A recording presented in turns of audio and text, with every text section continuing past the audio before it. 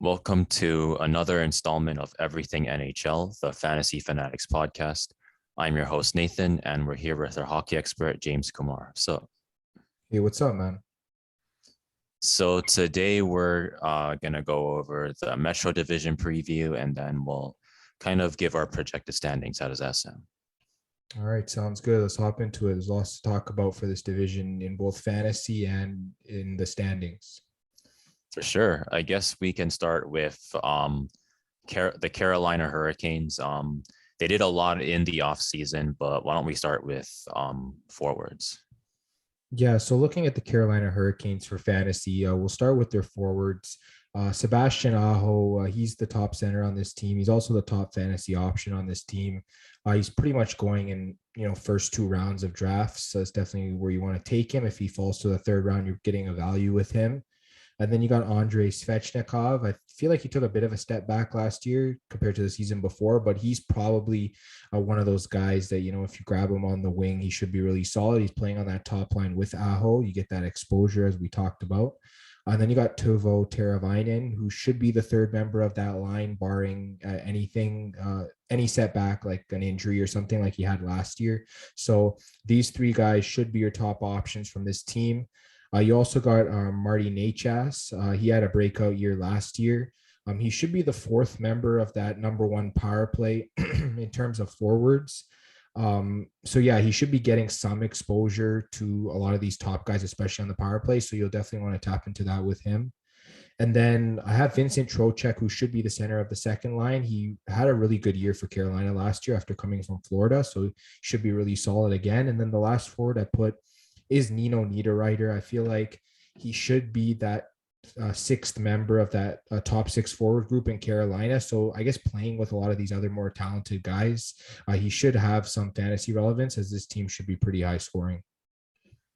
For sure. So I guess that can kind of be said for quite a few of these forwards.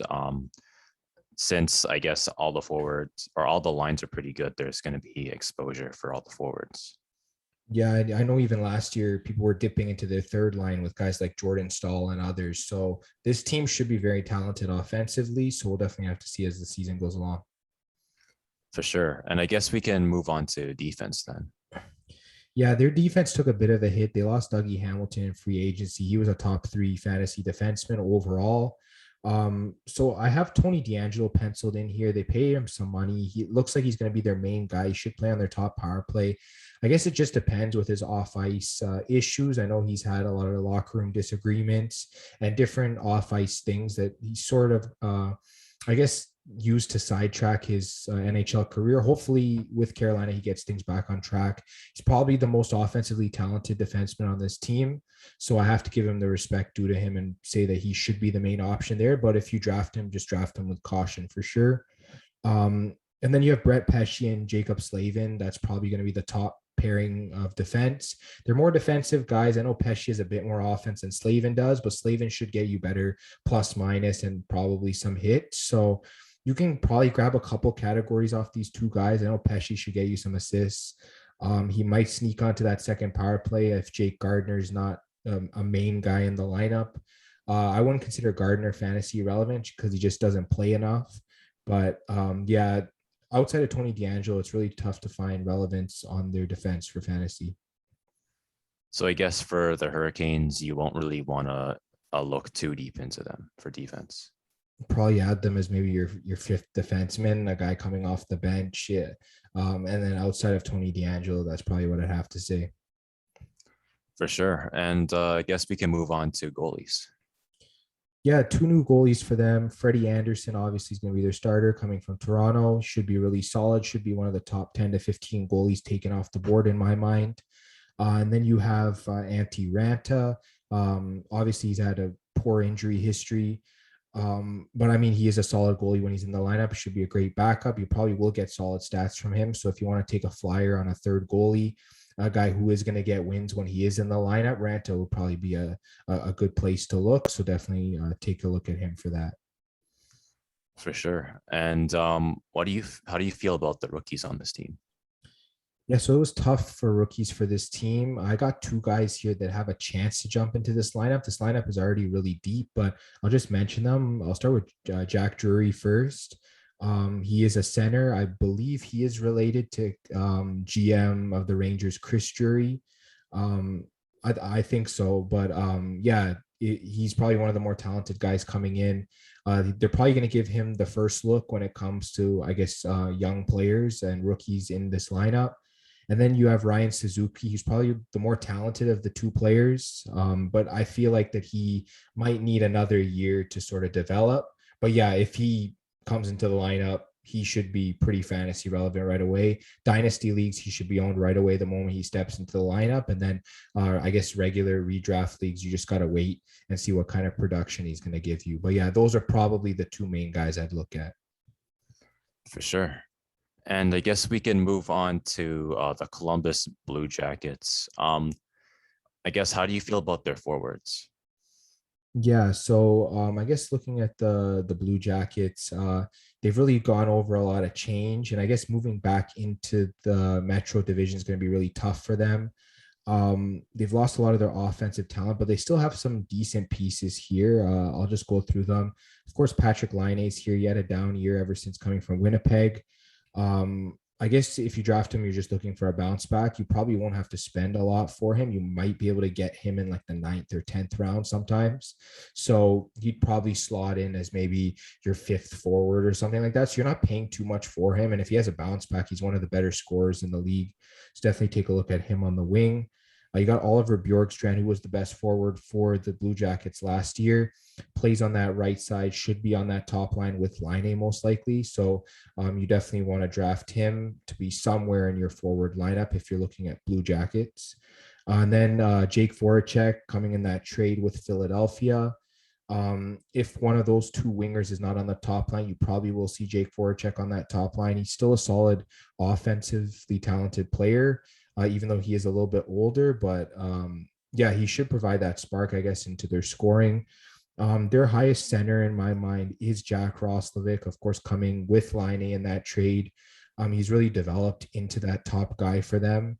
So if you're looking for a center option from them, Roslovic is probably your best bet. And then I added one more name here, Gustav Nyquist.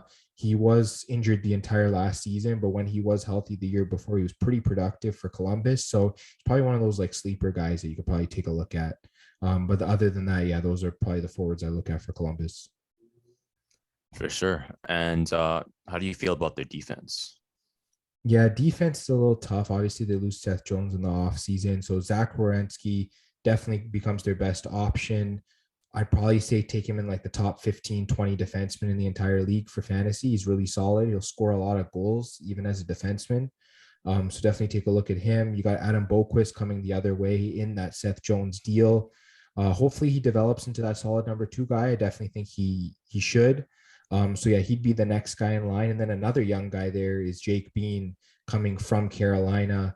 They got a lot of good young defensemen. If you're looking, I guess, for guys that could grow into high-end level defensemen, look at Columbus. You'll get a lot of good young defensemen from them. For sure. And how do you feel about their goalies? Yeah, goaltending was solid a couple of years back, but this past season was a little shaky. Of course, you got Yoni Korpisalo and Elvis Merzlikins. They're pretty much splitting the duties there. I think Korpisalo was the better goalie a couple of years back, but it looks like Elvis Merzlikins seems to be the better guy. They probably will still split starts as they both have around the same amount of experience. I think Korpisalo is a little bit more experienced. One of them might get traded midway through the season, so I guess just keep an eye on that. But other than that, you might just be going to get averages from them. You probably won't be getting a lot of wins, as I really don't project Columbus to be a high win team. For sure. And I guess, how do you feel about their rookies? Okay, so I don't really see a lot of rookies getting into this team, even though they are a young team. A lot of their young players have a lot of NHL experience already. In terms of just playing rookies, you got Igor Chinakov. I believe he was drafted a couple years back. There's a chance he gets into the lineup. And then Gregory Hoffman, I added him here. I believe he's over the rookie eligible age, but he's technically an NHL rookie, meaning that he's never played in the NHL for a full season. So I put those two guys down as guys you can look at. I probably wouldn't draft them in redraft leagues. Chinnikov, definitely draft him in Dynasty, and then probably take a look at Greg Hoffman. There's a chance that he gets playing time. But yeah, not a lot of rookies, but there's a lot of solid young players. Like I talked about Jake Bean, I talked about Adam Boquist and Jack Roslovic, and you might even see guys like Liam Foudy and Eric Robinson and some of those guys like Stenland. They already have NHL experience, but they are pretty young. So you might want to take a look at those guys as well. For sure. And I guess we can move on to New Jersey. I guess, how do you feel about their forwards? Yeah, there's a handful of forwards here. A lot of them, they don't produce enough, in my opinion. I'll start with Jack Hughes, though. It looks like he had a breakout last year. It looks like he should be the top scoring option for this team. He was taken first overall in the 2018 draft, obviously. So he's got a high draft pedigree. It looks like he's turning into their top offensive weapon. So you probably want to capitalize on that. It looks like he can play wing eligibility also. So that's definitely a bonus for him. And then you got Captain Nico Hischier. Obviously, he went first overall. I believe it was 2017. I believe he went first overall. So, yeah, another high-end draft pick. He was pretty banged up last couple of years. You definitely hope for a healthy season from him, and he should produce as well. You got Igor Sharangovich. It looks like he's going to be one of the best wingers for this team. Got a lot of good young wingers. Pavel Zacha also and Janne Kokkonen. Probably out of those three, you could take a flyer on either one of them. Zacha's more experienced, and he can also play center. The other two play on the wing, Kokkonen and Sharangovich. I guess you're looking for the one that's going to play with Jack Hughes because they'll probably have the highest ceilings. Probably keep an eye on the lines there. Projected heading in training camp, and then maybe do your fantasy draft after that, and maybe you might want to grab one of those couple wingers late in your draft. For sure. And I guess, how do you feel about their defense? Well, like I mentioned, they got Dougie Hamilton now. He's like a top 3 fantasy defenseman. Obviously, I think his production will come down a bit in New Jersey as they're more of a defensive team, but I don't think you should be leaving him out to dry on the draft board. You should be grabbing him when you can. He's defensive depth for you for your team. So definitely should be taken in the top 10 defensemen, possibly even the top 5 this year. You got Ty Smith as well. He was a rookie last year. He was really solid. If he finds playing time with Dougie Hamilton, his value should go through the roof. So probably grab him while you can late in drafts. And then I put PK Subban there because he has a great offensive history. It just hasn't worked out well for him in New Jersey. Hopefully he can find that offensive touch. And he's probably that third guy that they're going to be relying on. So yeah, those are the 3 defensemen I have. For sure. And I guess, how do you feel about their goalies? Goaltending actually got pretty solid for them. Mackenzie Blackwood, he's a young goalie, but he seems to be pretty solid. He seems to be playing really well for them. Obviously, you might not get as many wins from him or shutouts playing for New Jersey, but the averages should be pretty decent. And I'll say the same thing about Jonathan Bernier. I don't know if I would draft him, but I guess he's a guy on the waiver wire that if you need a solid start in terms of averages, you could probably pick him up and start him. For sure. And I guess, how do you feel about their goalies? Oh, they're rookie. I think you mean rookies. I mean, the rookies, my bad. Yeah, I'll get to rookies. Nolan Foote. It looks like he's the top prospect winger coming up for them. I didn't put Alex Holtz because there's no guarantee that he'll come to the NHL this year, but it looks like Nolan Foote will be that guy that might get playing time for them. So I guess just keep an eye on him. Dynasty leagues, he should be drafted for sure. And then I got Marian Studnik here. He's also a forward for them. He's a solid prospect. He's another guy that could find his way into the lineup this season. So I like those 2 guys. And yeah, if Alexander Holtz somehow comes to the NHL and makes the lineup, he'd probably be a top 6 forward for them right away. So I'd like him as well, but I'm going to go with both Foote and Studnik for this. For sure. And I guess we can move on to the New York Islanders. They went really far in the playoffs. So I guess, what do you think about their forwards? Yeah, they're another one of these defensive teams. It's hard to find a lot of solid options, but I did find some. Obviously, Matthew Barzal is probably going to be drafted as like a top 15 center in fantasy. He's pretty much as solid as it gets when it comes to the New York Islanders. And then you got Anders Lee, probably playing with him on the left wing. Obviously, he missed most of the end of last season with an injury. I don't know his timetable for return. It is possible that he does return to start this coming season, so that's going to be a good thing if you draft him. And then I put Anthony Beauvillier. He was really solid, especially in the fantasy playoffs last year. He's probably one of the more talented wingers that they have. And he's one of the younger wingers they have as well. So definitely if you want a young guy that can sort of increase his potential, definitely target a guy like Beauvillier. And then I put Josh Bailey and Brock Nelson because they've been two solid forwards in fantasy for the Islanders. The only issue I have is if when the Islanders go on those like droughts partway through the season, a lot of times you're not going to get a lot of production from them. So outside of the top three guys, it's really tough to be drafting forwards from this team. But definitely, if they're on the waiver wire, you can definitely take a look at them. And yeah, that's pretty much what I have for forwards. I could have included Wallstrom, but there's no guarantee he plays on the top two lines. So yeah, I just went with these guys. For sure. I guess defense is probably going to be more of their strength, but what are your thoughts on it? Yeah, it's their strength in terms of defensive numbers, but in terms of fantasy, it's really tough to find value here. Probably Ryan Pollock is probably your best option. I'm pretty sure he's going to be playing on the top power play now that Nick Leddy's gone. He seems to have a pretty good shot as well, and he gets hit. So that's definitely something you want to look for when you're drafting him. I put Noah Dobson here because it looks like he's the more offensively talented defenseman on this team. So if you're looking for like a fifth or sixth defenseman for your team, you can probably go after Dobson. He should be there in the draft. And then I threw Adam Pelech on the board because he's their like main defenseman in terms of minutes. He's very defensive, but there is a chance that he could break out offensively if he's given, I guess, the opportunity to do so. So I just threw his name up there because they use him a lot, but he is more defensive. For sure. And I guess what are your thoughts on their goalies? Yeah, it seems like the fantasy community is really high on these two goalies. I'm high on them in terms of, you want to get them on your team. They have solid averages. I don't know if their win totals are going to be as high as other goalies because they are splitting. So you're mostly going to target them probably for averages. You might get some shutouts as well. You have Simeon Varlamov, who's been solid ever since he's got to the New York Islanders. And then you have Ilya Sorokin, who was a rookie last year and played really well. I think there's a chance that Sorokin could take over the number one job this year, being their sort of goalie of the future.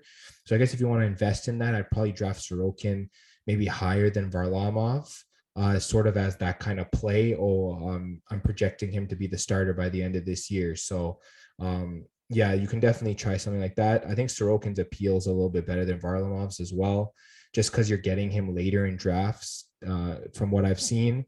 And yeah, if he ends up being that number one guy, he's going to get more starts. So you definitely want to tap into that. For sure. And what are your thoughts on the rookies on this team?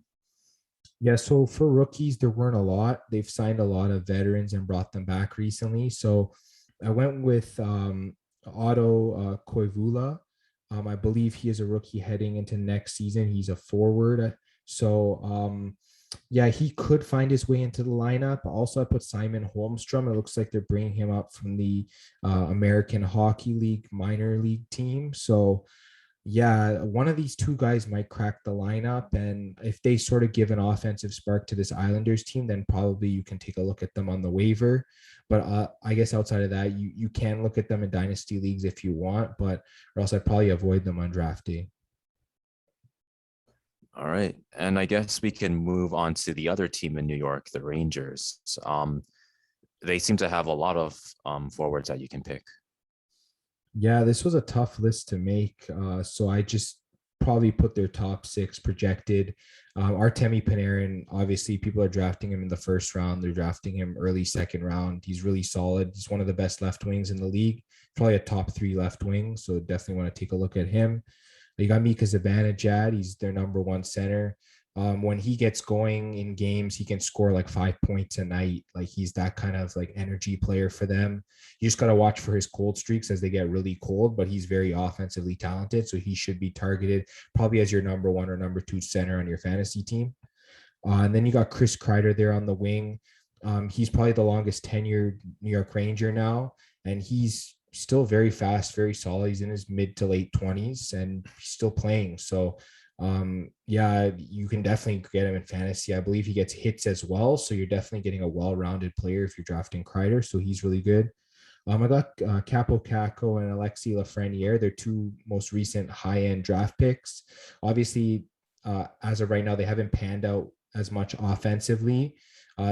It's going to be Caco's third year and Lafreniere's second year. So it looks like they're going to try and take that next step forward. So if you want to sort of capitalize on that jump, you got to draft them this year and sort of expect them to take that jump. Both of them should be playing in the top six. There's no question about that. So they'll be getting the minutes. Now it's just time for them to produce. And then I got Ryan Strome, who's their second line center. Honestly, you benefit from drafting him just because he has that exposure with guys like Panarin and Chris Kreider and those guys. That's the reason you're drafting Strome. He's a pretty average center. He'd probably be a third line center on another team, but I guess with what he's shown in terms of chemistry with these top end guys, he is getting second line minutes in New York. So you might as well just draft him in fantasy just to capitalize off that. For sure. And I guess we can move on to defense. What are your thoughts on the defense? Okay, so we'll start off with Adam Fox. Obviously, he won Defenseman of the Year last year in the NHL. It's one of the best defensemen. You're probably taking him top 10 or 15 in fantasy. It's pretty straightforward with him. You got Keandre Miller. I know he's a little defensive, but he does have that offensive upside he can step into. It's only his second season this year. So he really can take that step forward. So you might want to try and capitalize on that. Maybe take him as kind of a sleeper.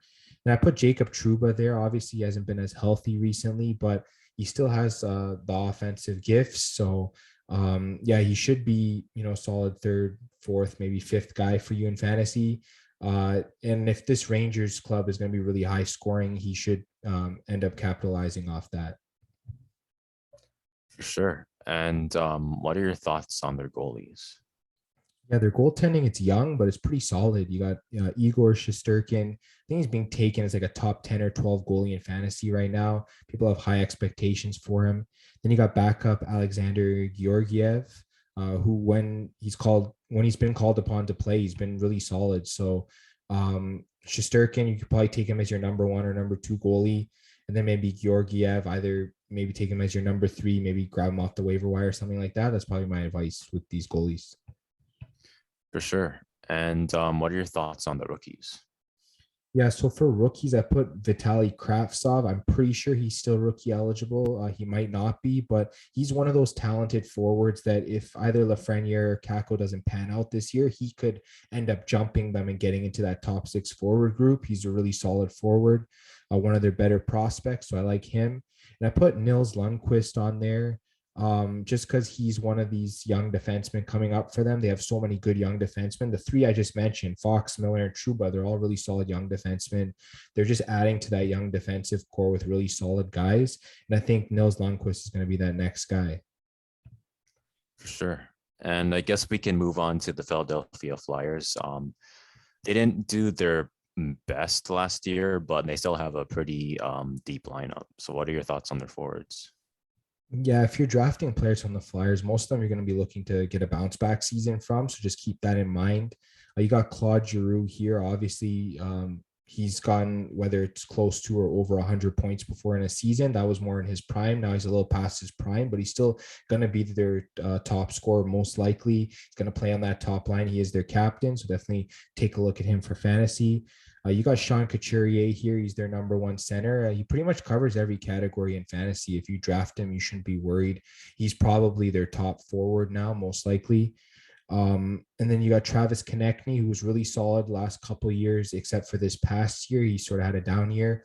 Should be able to bounce back this year, especially if he plays on that top line with Giroux and Couturier. Then I've got Kevin Hayes, their second line center, who's just really solid. He can pretty much chip in different categories for you. He's a lot of times plays like their best player on the ice. So you definitely want to get all the fantasy stats you can from him. Then I put Joel Farabee. Obviously, he just got a new contract this week. That's one of the items that happened in the news around the league. He got I believe it was a 5-year deal, something like that. Like he got a pretty good contract. I don't know how many years it was, but yeah, it looks like they're really investing into him for their future. So I really like Joel Farabee as a winger. And then Cam Atkinson's here, obviously in that trade with Columbus. They're going to be giving him ice time. They actually paid a price to get him. They traded Jake Voracek. So yeah, he should be getting into that top 6. He should be getting points for you. So definitely take a look at him for fantasy. For sure. And what are your thoughts on their defense? Yeah, their defense is pretty offensively talented, actually. Ivan Provorov, I know he had a rough year last year, but normally this guy can put up the points. He should be playing top power play for them, should be getting a lot of the top end minutes for them as well.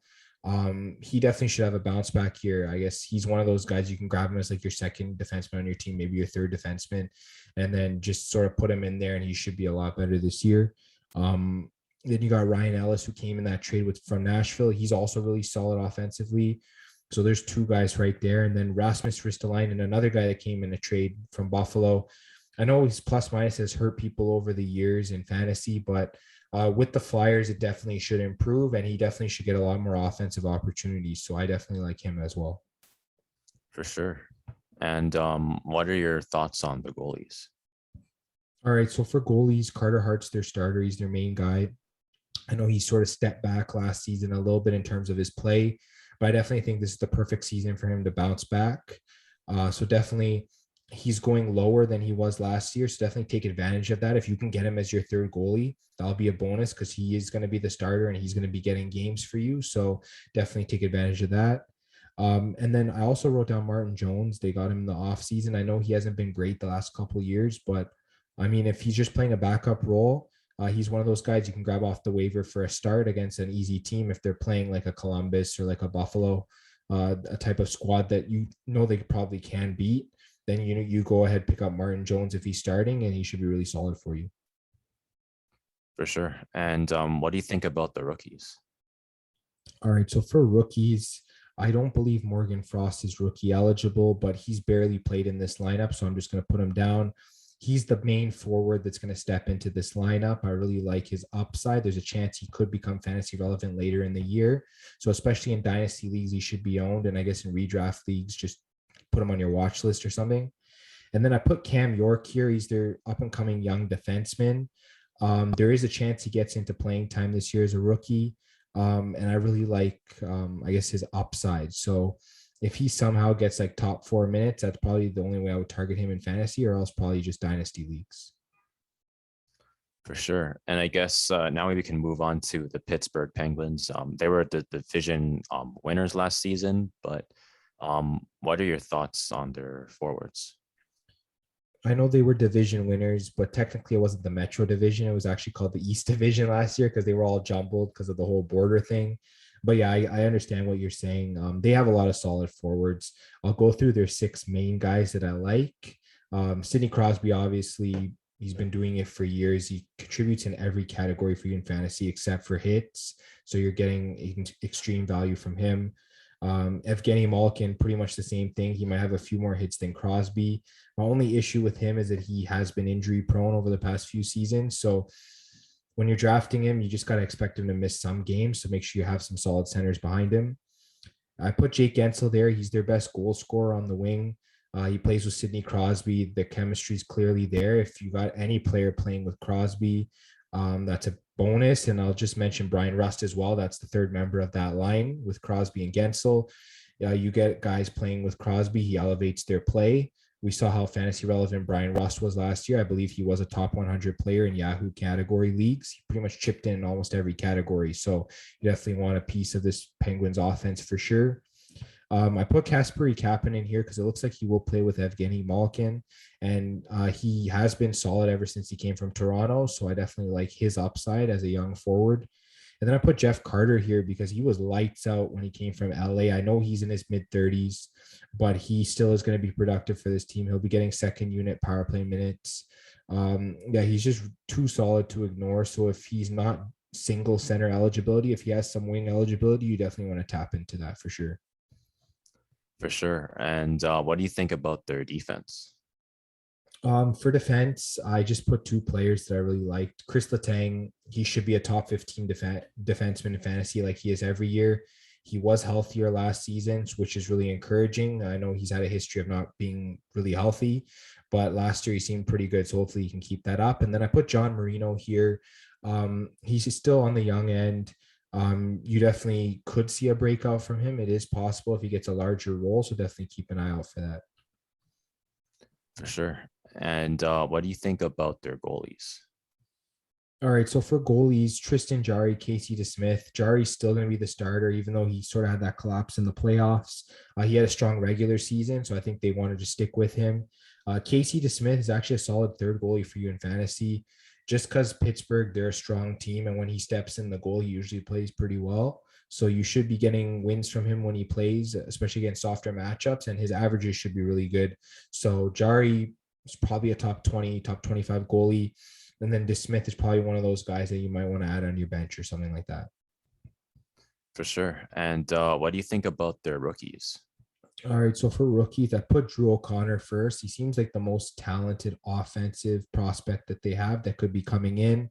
I really like his upside. Obviously, I didn't put Angelo because he has played a lot of NHL games. He's not a rookie anymore, as he'd probably be the most likely winger to get in. But Drew O'Connor's probably up there. So probably just put him on your watch list or something. Take a look at him. And here's a rookie that I would suggest that you draft even in redraft leagues, and that's Pierre-Olivier Joseph. He's a defenseman for this team. I think he got into maybe a handful of games last year, but I still believe he's rookie eligible. So if you need a defenseman late in the drafts, go ahead and just take this guy. He should be really solid for you. And there's a possibility he could become maybe the second highest scoring defenseman on this team behind Letang. So yeah, he's definitely a guy you want to tap into. For sure. And I guess we can move on to another heavy hitter in this division, the Washington Capitals. What are your thoughts on their forward situation? Yeah, so for fantasy, you got a lot of solid forwards on this team. You got Alex Ovechkin, who's pretty much one of the best category coverage forwards in the history of fantasy hockey. This guy will cover goals, assists, points, power play, plus minus, shots, everything, hits. Like this guy just pretty much does it all. There's not really more of a solid fantasy winger than Alex Ovechkin. So definitely if he's there in your draft, he's 100% a guy you should be taking. Then you got center Nicholas Backstrom and other center Evgeny Kuznetsov. They're probably the next two good options on this team. I know Kuznetsov has played with Ovechkin lately, but Backstrom still gets that power play exposure. So you definitely want to tap into either one of the ones that you can get from those two. And then I put Anthony Mantha there. He came in that trade from Detroit. I really liked his upside when he came to Washington. He's going to be on one of the top two lines as a winger, playing with one of those two centers. So you're definitely going to get production from him. I put TJ Oshie there. He's been solid ever since he's been in Washington, whether he plays first line or second line. He's always been producing. You can draft him in fantasy, put him in your right wing spot, and pretty much just forget about it. He's that solid. And then last but not least, I had to include Tom Wilson. He is a top six forward. He does take it too far sometimes on the ice, but when he is in the lineup, he's a very solid fantasy player because he covers almost every category. He plays almost every situation on the ice. So he's probably a top 100 fantasy player if he plays the whole season, but that's the main question mark with him. Is he going to end up playing the whole season? And yeah, that's pretty much their forward group for me. Yeah, I feel like Tom Wilson might be a little bit of a risk. So I'm not sure about, I guess, drafting him too early, if that makes sense. Yeah, so if he's going outside the top 100, take him. If he's going inside the top 100, I guess probably be a little bit more like temper your expectations a little bit. If you don't have any solid wingers ahead of him on your lineup, probably don't draft him. Makes sense. And I guess we can move on to defense. So what are your thoughts? Yeah, I'll start with John Carlson. He's like a top 3 fantasy defenseman every year overall in the league. Like this guy just scores. He just plays with some of the top players on this team on the power play. Some people thought he should have won defenseman of the year in 2020. Obviously that went to Roman Josi from Nashville, but he was right up there with him. I think he even had more points than Josi. So yeah, he's going to get you points. This is fantasy. If he's there on the board, he should be the top defenseman on your team. And then Yeah, let me get to Dmitry Orlov first. He's sort of that secondary scoring guy, as well as Justin Schultz. I just included both of them because I don't know which one's going to get more offensive time for this team. They both should be draftable, though. You should probably have both of them in your top four defense, maybe your top five. Then you'll be really solid. But yeah, I like both of them as well. For sure. And what are your thoughts on the goalie? Yeah, so their goalies are interesting. You have Ilya Samsonov, who I believe should be the starter this year. Then you got Vitek Vanacek, who was a very solid backup for them last year as a rookie. So I think if you draft either of these two guys as part of your top three, it is solid. You probably take Samsonov as your number two goalie, and then maybe you take Vanacek as like your number three. You can pair them up if you want because Washington should be really solid this year. You should be getting a lot of wins. So they're a good goalie tandem to sort of handcuff. But if you only want to take one, then that's where I suggest you draft them. Maybe Samsonov as your second guy, and then maybe Vanacek as like your third guy. For sure. And what are your thoughts on the rookies on this team? Yeah, so there's one main guy here. It's Connor McMichael. He was drafted pretty high a couple years back. If he cracks this lineup, he's going to be a solid winger for this team. Yeah, he has the offensive talent to do it. So if he makes it out of training camp, you should be drafting this guy in the late rounds, maybe projecting a breakout. If you don't feel comfortable about it, then maybe just put him on your watch list and pick him up off the waiver wire. Dynasty leagues, he's must own for sure. For sure. And that about, I guess, wraps up our preview of the Metro Division. So I guess now we can kind of start on, I guess, projected standings. I guess we can go by threes. So we'll each give, like, for example, our top three, then our next three, if that makes sense. Sounds good. Yeah. So I guess I'll start with my top three. So I have Pittsburgh, Carolina, and the Washington Capitals. Pittsburgh and Carolina, they were both winners of their respective divisions last year. So I felt like they probably have a chance to do that again. So I put them at 1 and 2. And the Washington Capitals, they're also a really strong team. They finished second in the East Division, if I'm not mistaken, last year. So I put them at third. And I guess I'll go to you. Yeah, I have the same three teams, but just in a different order. I put Washington at number one. And I think the reason is because they were about to win their division last year, but they had so many injuries. They had COVID issues. They had so many different issues that, I mean, they still finished second in their division, which was pretty impressive either way. But I feel like that they could have been that first place team if they hadn't gone through all that. So I am going to take them to finish first. They're pretty solid. They barely lost any players, if anything. And they got like I mentioned, a solid rookie coming in. So yeah, this is a solid team. They've always been solid during regular season. So I like Washington at number one.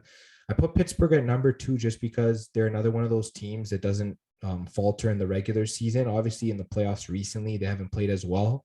But Pittsburgh, they're a team you can pretty much just lock and load into a playoff spot. They're just that solid. I put Carolina at three. I guess, all the changes they've made. I don't know if I'm a huge fan of them. Obviously, they're still a solid team. You can't knock them for that. But I mean, losing guys like Nedeljkovic and Dougie Hamilton, some of these guys, it's going to hurt a little bit. I don't know if they're going to get first place. They might drop down to second or third. So yeah, I did put them at number three. For sure. And I guess I'll move on to 4, 5, and 6. I feel like 4, 5, and 6 are pretty interchangeable. It's kind of hard to tell who's going to come out where, but I just decided to put New York Islanders at 4th, Rangers at 5, and Philadelphia at 6.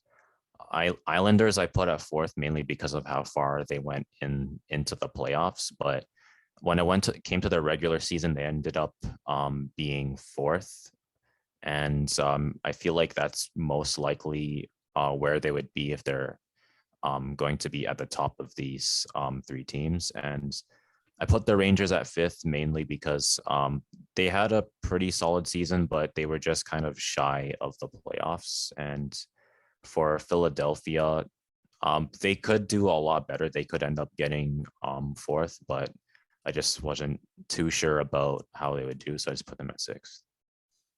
Yeah, I have the exact same three teams as you, except in a different order. I put Philadelphia at 4th. I feel like they just had a down year. I feel like all the changes they made were really solid as well. They definitely have a chance to get that fourth spot. But like you mentioned, it's pretty much interchangeable between these three teams. I got the Islanders at fifth. Obviously, starting 13 straight games on the road at the beginning of the season is not going to help their record. Plus the fact that, like you mentioned, they're a solid playoff team, but in the regular season, they just seem to struggle a little bit. I guess just getting to the playoffs in the first place. So there is a chance they still get in from the fifth spot. So I do have them at fifth. And then I put the Rangers at six just because they're really going to need to take that step forward if they're really going to, move ahead of these two teams. But honestly, they could be fourth. They could jump both the Islanders and the Flyers, in my opinion, if they really take that step forward. So it's going to be tough to see between these three teams. They're probably going to be battling it out for those final one or two playoff spots with teams from the other division, like maybe a Boston or someone like that, maybe a Montreal. So yeah, those are sort of the order I have. I put Flyers, Islanders, and then Rangers 4 to 6. For sure. And I guess I'll move on to the last two. So I have Columbus Blue Jackets and New Jersey. I feel like they're both going to be at the bottom. It's just kind of not too sure where, but I feel like Columbus did a little bit better than New Jersey last season. So I decided to put Columbus over New Jersey for this list as well.